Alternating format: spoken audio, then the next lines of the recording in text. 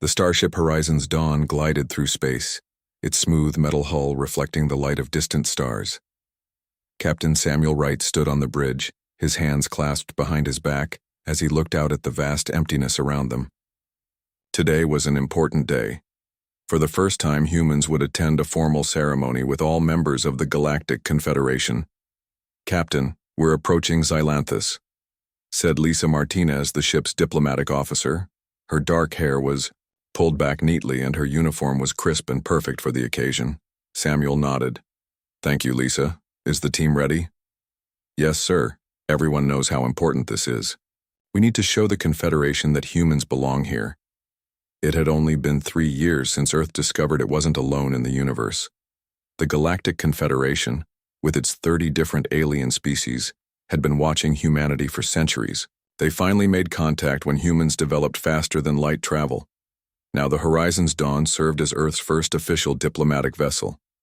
"Bring us into orbit," Samuel ordered, "and let's hope we don't embarrass ourselves today." The planet Xylanthus came into view, a swirling ball of blue and purple with 3 rings circling it. Samuel had seen pictures, but nothing compared to seeing it with his own eyes.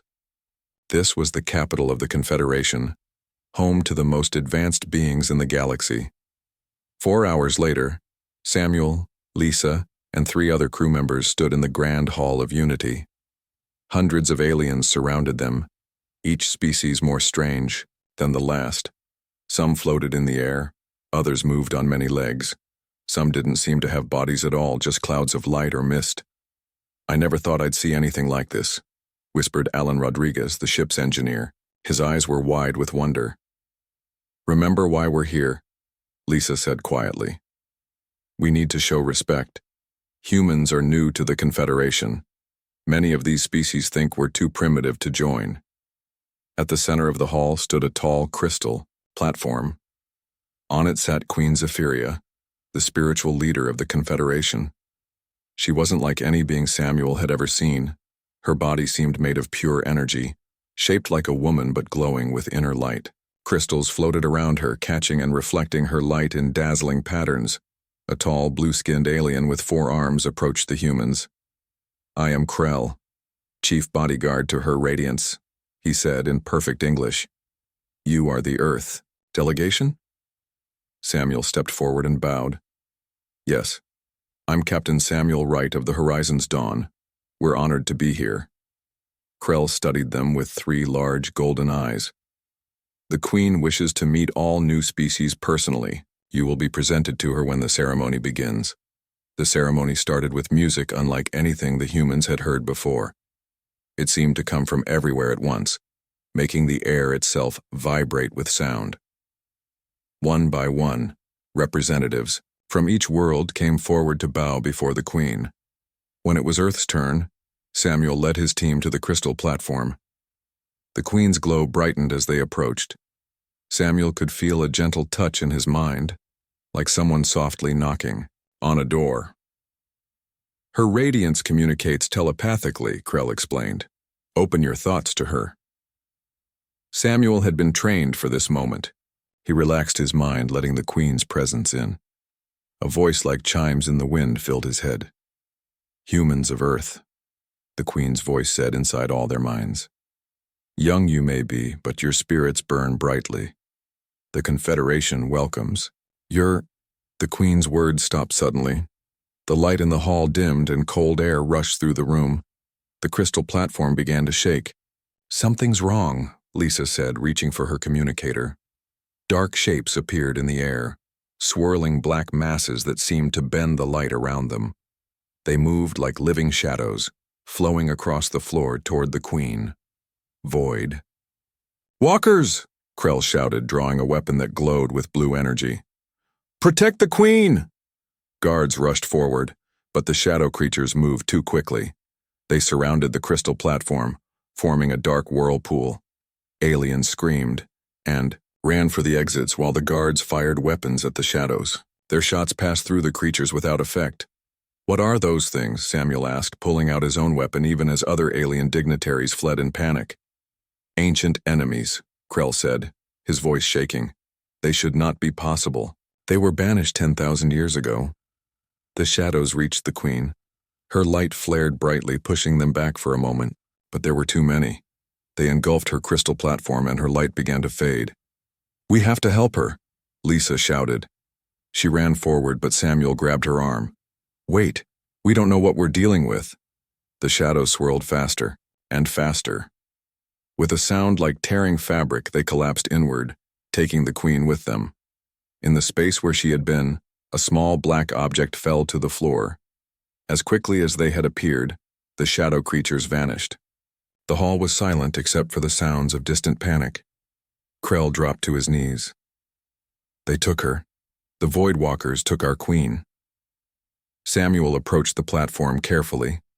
The small black object looked like a crystal, similar to those that had orbited around the queen, but dark and cold. When he got closer, words appeared on its surface in glowing text. "The queen belongs to the void now. Any attempt to reclaim her will result in her destruction. Do not follow." The hall began to fill again as aliens cautiously returned.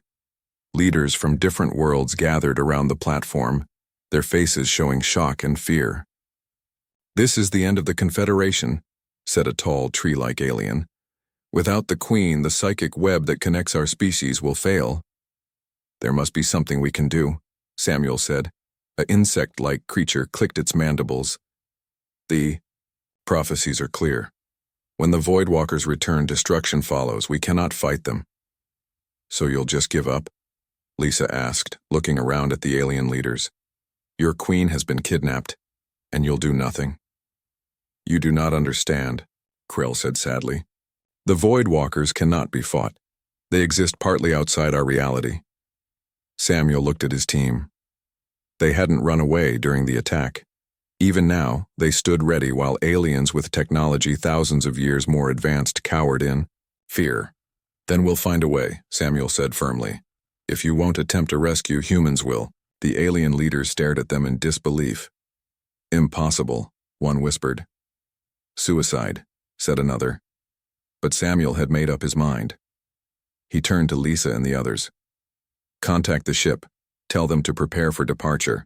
If no one else dares to save the Galactic Queen, then we will." The Horizon's Dawn moved quickly away from Zulanthus. Inside the ship's meeting room, Captain Samuel Wright faced angry faces. Krell, the Queen's bodyguard, had demanded to come aboard, and now he glared at Samuel with all three of his golden eyes. "This is foolishness," Krell said. "No one can fight the Void Walkers. You humans are too new to space travel. You do not understand the danger." "Maybe that's exactly why we need to try," Samuel replied. "We don't have thousands of years of fear holding us back." Lisa Martinez tapped on a screen, bringing up a map of Confederation space. "The question is, where do we start? The Queen could be anywhere." "Not anywhere," Krell said, his blue skin darkening with emotion. "The Void Walkers exist in their own dimension. They've taken her there." Alan Rodriguez, the ship's engineer, leaned forward. "Another dimension, like a parallel universe?" "Something like that," Krell nodded. "A place where our physical laws don't work the same way. A place of shadows and thought." Patricia Daniels, the science officer, had been quiet until now. "If they're from another dimension, there must be records about them. The Confederation has been around for thousands of years. Someone must know something." Krell turned away. "There is one. Archivist Voss. He was alive during the last appearance of the Void Walkers 10,000 years ago." "Where can we find this archivist?" Samuel asked. "On the edge of Confederation space, an asteroid library. But he will not help. The knowledge of the Void Walkers is forbidden." Samuel stood up. "We'll see about that. Set course for this asteroid library." 3 days later, the Horizon's Dawn approached a massive asteroid that had been hollowed out and filled with countless rooms of ancient books and data storage devices. As they docked, Samuel could see that the place looked old and forgotten. "I'll go with you," Krell said. "Boss knows me." Samuel nodded. "Lisa, you come too. And Keith, we might need your communication skills." Keith Johnson was the ship's communications specialist, with special training in xenolinguistics, and more recently, basic psychic techniques that helped humans talk with telepathic aliens. The inside of the asteroid was dim and dusty. Shelves stretched in all directions, filled with objects that might have been books from 100 different worlds. Some glowed. Others moved slightly, as if alive. "This way," Krell said, leading them, down a narrow path between towering shelves. They found Archivist Voss in a central chamber filled with floating lights. Voss didn't look like any alien they had seen before. He seemed ancient, his skin like old parchment, with countless small tentacles where a human might have fingers. His eyes were huge and cloudy, and he floated slightly above the ground. "Krell," Voss said in a whispery voice. "You bring humans to my library? Interesting. The young species that does not know its place." Krell bowed. "Forgive the interruption, Archivist. The Queen has been taken by the Void Walkers." The floating lights around Voss flickered wildly. "Impossible. The seals were permanent." "Yet they have returned," Krell said.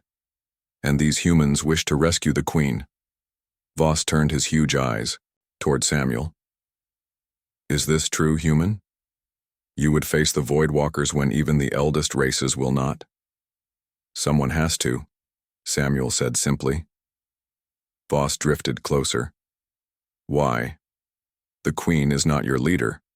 Her loss does not affect your world directly." Lisa stepped forward. "Because it's the right thing to do, and because we're part of the Confederation now, even if we're new. Their problems are our problems." For a long moment, Voss was silent. Then he made a sound like dry leaves rustling. Samuel realized he was laughing. "Fascinating," Voss said. "Voss, so young, so hopeful. Very well. I will share what I know, though it may doom you." Voss led them deeper into the library, to a sealed room that opened at his touch. Inside were just a few objects. A black crystal similar to the one left behind. When the Queen was taken, an ancient device made of unknown metal, and a single book bound in something that looked like dark leather. 10,000 years ago, Voss began, the Void Walkers came for the first time. They are beings that exist partly in our dimension and partly in another. They feed on psychic energy, and the Queen, all the queens throughout history, would be an endless feast for them. "How were they defeated before?" Samuel asked. "They were not defeated. They were tricked. A great sacrifice was made to seal them in their own dimension." Voss touched the black crystal. "But seals can be broken." Keith looked at the crystal. "Can we use this to find the Queen?" "Perhaps," Voss said. "These crystals resonate across dimensions. With the right device, you might follow the path they took." "And the right device would be?" Lisa prompted. Voss pointed to the metal object. "This is a dimensional resonator. It could open a portal to their realm, but what?" Samuel asked. "No one who has entered the Void Walker's dimension has ever returned. The mind cannot survive there. Reality bends to thought in that place. Fears become real. Doubts become deadly." Patricia examined the device carefully. "We need to understand how this works. Can I study it?" Voss hesitated, then nodded. "You may. Take it, but I warn you, using it will draw their attention. They will know you are coming." "There's something else," Krell said. "If the humans somehow reach the void dimension, what makes you think they could survive where no Confederation species has?" Voss turned his cloudy eyes to the humans. "That is the interesting part. Humans might have an advantage in the void." "What advantage?" Samuel asked. "Your minds," Voss explained. "All Confederation species have evolved highly advanced psychic abilities. Our thoughts are open, linked, but humans have natural barriers, mental walls. Your thoughts are contained. This primitive trait might actually protect you in a place where thoughts become reality." Keith touched his head. "So our mental blind spots could be helpful?" "Precisely," Voss said. "In the void, a mind that can shut itself off, that has natural shields, might survive where an open mind would be overwhelmed." "How do we find the Queen once we're there?" Lisa asked. Voss handed Keith the black crystal. "You have basic psychic training, yes?" With this crystal, you might establish a faint link with the Queen. She is powerful. Even across dimensions, she may be able to guide you. As they prepared to leave, Voss said one more thing. The Void Walkers will not expect resistance. No one has ever tried to take back what they have claimed. Your courage is either your greatest strength or your greatest folly. Back on the ship, Patricia and Alan began studying the dimensional resonator. Keith sat in a quiet room, holding the black crystal, trying to sense something, anything from the Queen. Samuel stood on the bridge, looking out at the stars. His communication panel lit up with an incoming message. "Captain," said the officer on duty, "we're receiving a transmission from the Earthships Star Seeker and Dauntless. They've received our distress call and are on their way to join us." Samuel smiled. More humans coming to help. Maybe they were foolish, as Krell had said, but they would not abandon the Queen to her fate. Not while they had the courage to try what the older races would not. "Tell them we're grateful for their help," Samuel said, "and tell them to prepare for something no human has ever done before." The Earthship Starseeker and Dauntless arrived 2 days later. Captain Olivia Carter of the Starseeker was an older woman with gray hair and a face that showed she had seen many challenges in her life. Commander Ben Willis of the Dauntless was younger, with a serious expression that rarely changed. "We came as soon as we got your message," Olivia said as she joined Samuel on the bridge of the Horizon's Dawn. "Though I'm not sure I believe it. Another dimension? Shadow creatures? I wouldn't believe it either if I hadn't seen it," Samuel replied. "But the Queen is real and she's been taken. The whole Confederation could fall apart without her." Ben looked at the dimensional resonator that Patricia and Alan had been studying. "And this thing is supposed to open a portal to their dimension?" "That's the plan," Patricia said. She had dark circles under her eyes from working non-stop. "Alan and I think we've figured out how it works. The problem is powering it. It needs more energy than our ship can provide. We can help with that," Ben offered. "The Dauntless has a new type of power core. If we link all 3 ships together, we might generate enough energy." As they prepared the ships, Keith Johnson sat alone in his quarters. The black crystal sat on a table in front of him. For days he had tried to make a connection with the Queen, with no success. His head hurt from the effort. "Just one sign," he whispered to the crystal. "Anything to show us where to look." He closed his eyes and focused his mind, reaching out, as he had been taught. At first there was nothing but darkness. Then, faintly, he felt something. A presence. A soft light in his mind. Keith's eyes snapped open. "Captain," he called through the ship's communication system. "I've made contact." "With the Queen?" Everyone gathered in the meeting room as Keith explained what he had felt. "It wasn't words exactly, more like feelings. She's alive but weak. And she showed me something. A place in the void. A structure made of what looked like black crystals. That must be where they're keeping her," Lisa said. Krell, who had been quiet lately, spoke up. "If the Queen is still strong enough to reach across dimensions, there is hope." A message came through on the ship's communication system. "Captain, we have multiple Confederation ships approaching." Samuel frowned. "I thought no one else was willing to help." When they reached the bridge, they saw 5 alien ships surrounding them. A face appeared on the main screen. A thin gray alien with large black eyes. "I am High Chancellor Thrix," the alien said. "You must stop what you are doing immediately. Opening a gateway to the void will allow the Void Walkers to pour into our dimension in unstoppable numbers." "We're trying to save your Queen," Samuel replied. "Isn't that worth the risk?" "The prophecies are clear," Thrix said. "If the gateway is opened, it will mean the end of everything. We cannot allow it." The alien ships moved closer, weapons ready. Lisa stepped forward. "Chancellor, with all respect, we can't abandon the Queen. But perhaps we can compromise. What if only a small team enters the void? A few humans and anyone from your ships brave enough to join us." For a long moment, Thrix was silent. Finally, he said, "A small team might not trigger the prophecy, but who among our people would dare to enter the void?" To everyone's surprise, Krell stepped forward. "I will go." I failed to protect the Queen. I must try to save her. After tense negotiations, a plan was made. Samuel, Lisa, Keith, Alan, and Patricia would enter the void in a specially modified shuttle. Krell would go with them, along with 3 volunteers from other species who had been inspired by the humans' courage. The 3 Earth ships formed a triangle in space. Cables connected them, channeling power to the dimensional resonator, which had been placed in the center of the triangle. "Everyone ready?" Samuel asked his team as they boarded the shuttle. "Ready as we'll ever be," Lisa replied, her voice steady despite her fear. The shuttle launched, moving to a position near the resonator. On board, Keith held the black crystal, maintaining his faint connection with the Queen. "Power levels at AOA maximum," Patricia reported from her station.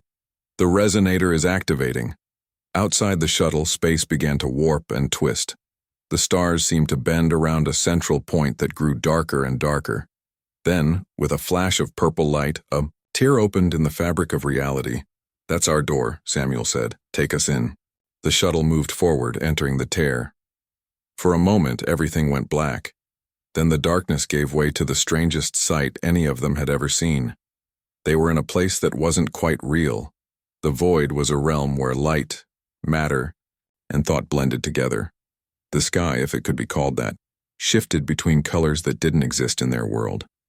The ground beneath the shuttle wasn't solid, but rather a swirling mix of shadow and substance. "Systems failing," Alan reported as the shuttle's controls flickered. "We need to land now."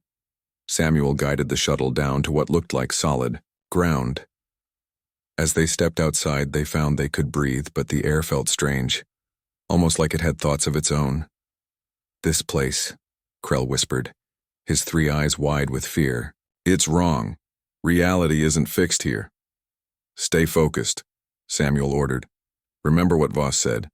Our thoughts can affect this place. Don't let fear take control." As if to prove his point, shadows nearby began to take forms, shapes that looked like the creatures each person feared most. Patricia saw snakes slithering toward her. Alan saw the ground opening up beneath his feet. One of the alien volunteers screamed and ran back toward the shuttle, but the shuttle wasn't there anymore. "Close your minds," Lisa shouted. "Block out the fears." The humans found they could indeed resist better than the aliens. Their natural mental barriers helped them push back against the void's influence. The shapes became less solid, fading back into shadows. "Which way?" Samuel asked Keith. Keith closed his eyes, focusing on his connection with the Queen. "That way," he said, pointing toward a distant glow on the horizon. "She's there." They began walking, staying close together. The landscape changed around them, sometimes subtle, sometimes dramatic. One moment they were crossing a field of black grass, the next they were walking through what looked like a city made of glass. "Look," Alan said suddenly, pointing ahead. "We're not alone." Shapes moved in, the distance, not shadow creatures but solid forms. As they got closer, they saw beings that looked almost like the aliens they knew, but different, older somehow. "Lost." "Impossible," Krell breathed. "Those are Vexthari. Their species went extinct 500 years ago." One of the beings approached, them cautiously. "Visitors?" it asked in a voice that seemed to echo from all directions. "New prisoners for the void?" "We're not prisoners," Samuel said. "We're here to rescue someone. The Galactic Queen." The being's eyes widened. "The bright one." "Yes, they took her to the Crystal Fortress." It pointed toward the glow on the horizon. "But you cannot free her. No one escapes the void." "We'll see about that," Samuel replied. "Will you help us?" The being looked at its companions, then back at Samuel. "Help you? Perhaps. It has been so long since anything changed here. So long since we had hope." With new allies who knew the strange rules of the void, the team continued their journey toward the Crystal Fortress, where the Queen waited, and the Void Walkers ruled over their shadowy realm. The Crystal Fortress grew larger as Samuel and his team moved closer. It was a massive structure that seemed both solid and not solid at the same time. Black crystals grew up from the strange ground, forming towers and walls that shifted slightly when no one was looking directly at them. "How do we get inside?" Lisa asked. They had stopped behind a ridge of black stone to plan their next move. The leader of the lost aliens, who had told them his name was Zen, pointed to a gap between two crystal towers. "That is an entrance, but it is guarded." Samuel could see shadow shapes moving near the entrance. They looked like the same creatures that had taken the queen. "The Void Walkers," he said quietly. "How do we get past them?" Patricia asked. "Their senses work differently here," Zen explained. "They feel thoughts more than they see physical forms. If you keep your minds quiet, you might slip past them." Keith, who had been focusing on his connection with the queen, suddenly gasped. "She knows we're here. I can feel her trying to help us." "What is she telling you?" Krell asked eagerly. "It's not words exactly, but she's suggesting a distraction." Keith pointed to the far side of the fortress. "If something draws their attention there, we could enter on this side." Alan looked thoughtful. "I might be able to modify our shuttle's power core to create an energy pulse, something that would look like a psychic beacon to them." "Is the shuttle still working?" Samuel asked, surprised. "Not as a ship, but the power core is intact. I could set it to overload." Samuel nodded. "Do it. Zen, can you show him the way back to the shuttle?" While Alan went with Zen to prepare the distraction, the rest of the team waited and watched. The fortress. The void around them seemed to respond to their anxiety, creating unsettling sounds and fleeting shadows. "Remember to control your thoughts," Lisa reminded everyone. "Don't let this place get to you." An hour later, a bright flash of energy lit up the void on the far side of the fortress.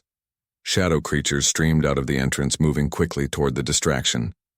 "That's our chance," Samuel said. "Let's move. Stay quiet. Both out, loud and in your minds." They ran toward the entrance, focusing on keeping their thoughts calm and controlled. The inside of the fortress was even stranger than the outside. Corridors bent in impossible ways. Rooms seemed larger inside than they appeared from doorways. Black crystals grew everywhere, humming with strange energy. "Which way?" Samuel asked Keith. Keith closed his eyes, concentrating on his link with the queen. "This way. She's at the center."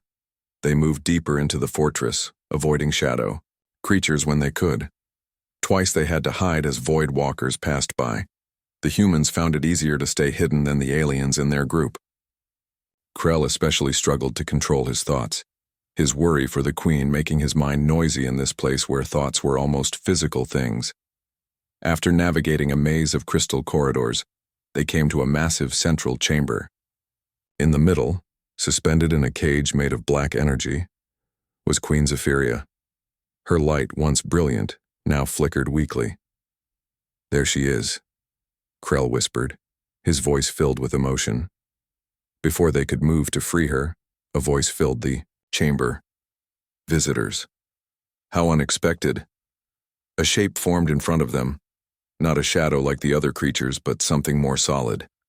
It looked almost like a person made of darkness, with points of purple light where eyes should be. "I am Nexus," the being said.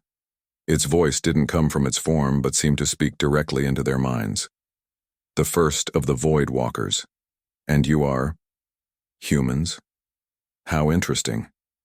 We have never encountered minds like yours before." Samuel stepped forward. "We've come for the queen. Release her." Nexus drifted closer to them. "Such courage, or perhaps ignorance. Do you know what we are? What we can do to your minds in this place?" "We know enough," Lisa said. "We know you took someone who doesn't belong to you." "Belong?" Nexus seemed amused. "Everything belongs to the void eventually. Even your dimension will one day fall to us." As the humans faced Nexus, Keith moved slightly to one side, trying to get closer to the Queen's prison. The connection between them had grown stronger now that they were in the same room. "Why did you take her?" Samuel asked, keeping Nexus's attention. "We need her power," Nexus explained. "Our dimension is collapsing. We must open a permanent bridge to your universe, or we will cease to exist." "So you're not invaders," Patricia said, understanding.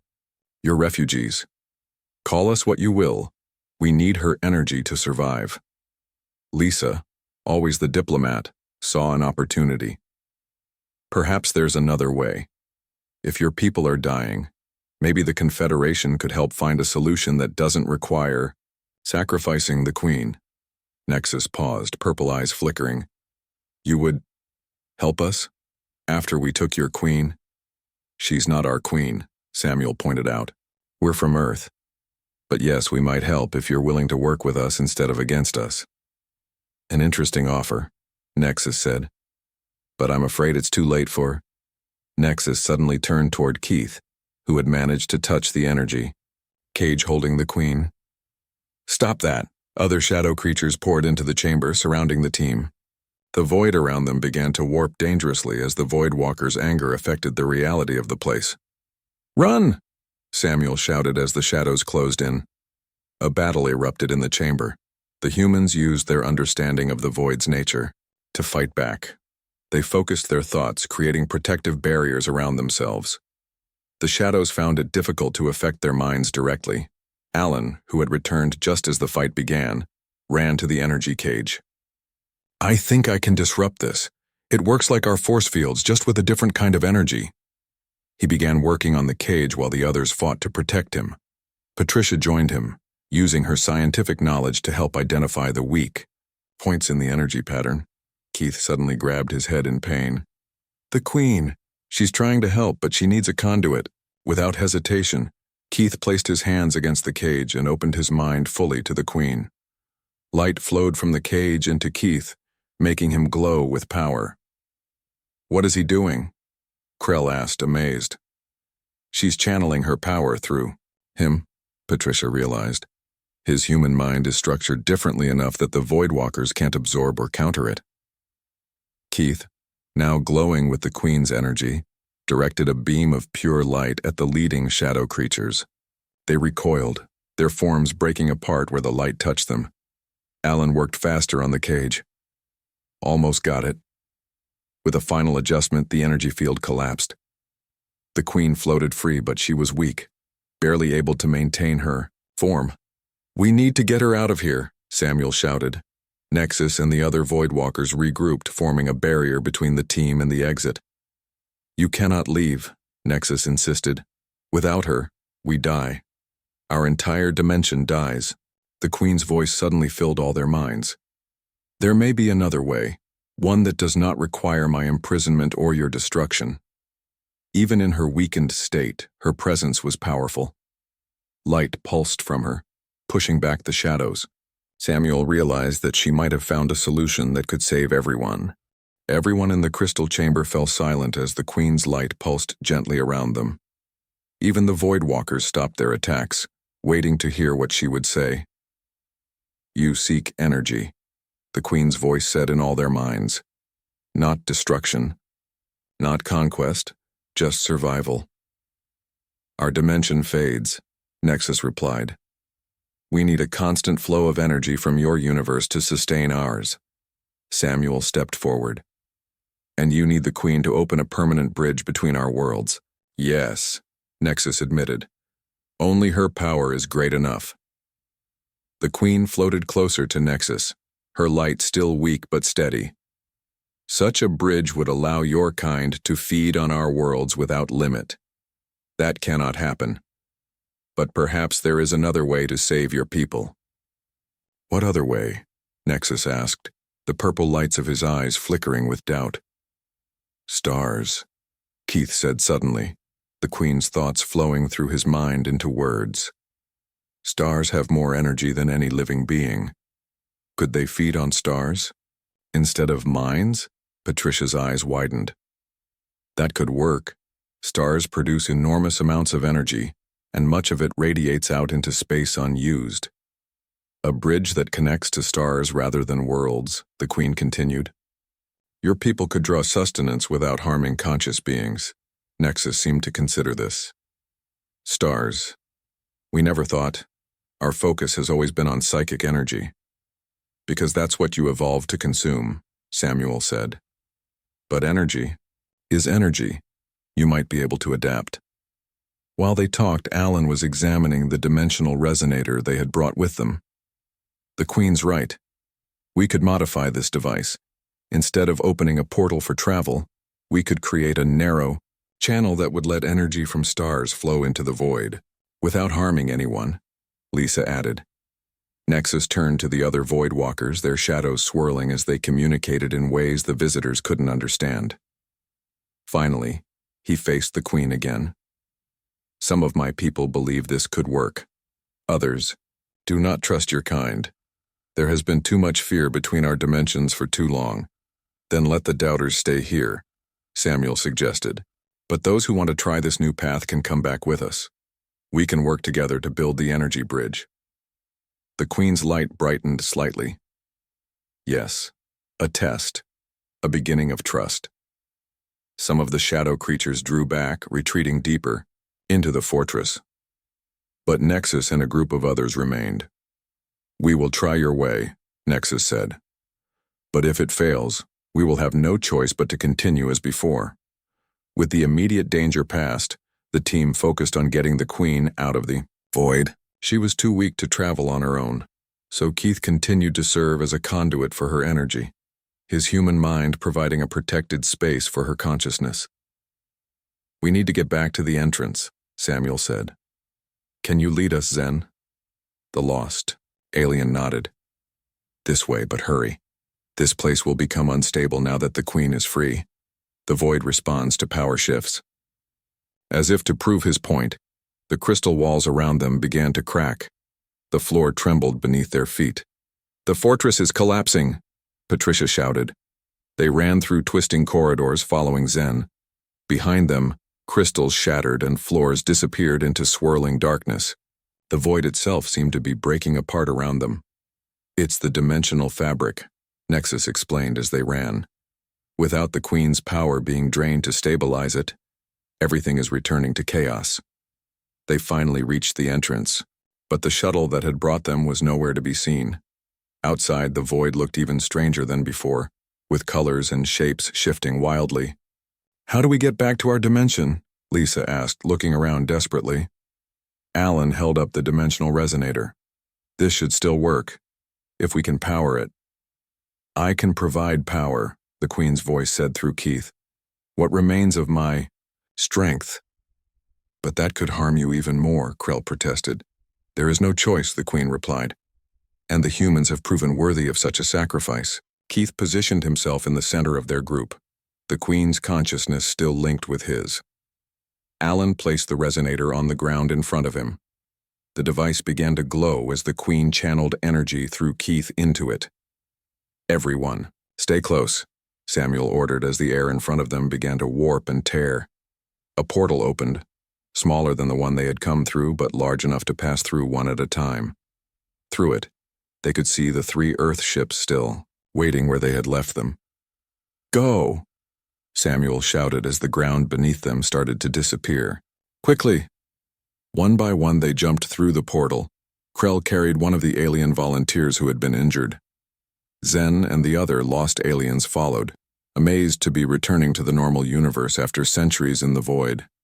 Nexus and his group of void walkers came next, their shadow forms looking strange but less threatening in normal space. Samuel was the last to go through, pulling Keith with him just as the portal began to close. They landed on the deck of the Horizon's Dawn, surrounded by startled crew members. The Queen? Samuel asked immediately. Keith's body still glowed faintly with her energy. She's here, inside me, but she needs to return to her true form. The ship's medical bay was quickly converted into a chamber for the Queen. Scientists and engineers from all 3 human ships worked together to create a crystalline structure similar to her throne on Xylanthus. When it was ready, Keith stood before it and closed his eyes. The light flowed out of him, taking shape in the crystal structure. Slowly, the Queen's form became visible again, still weak, but alive and free.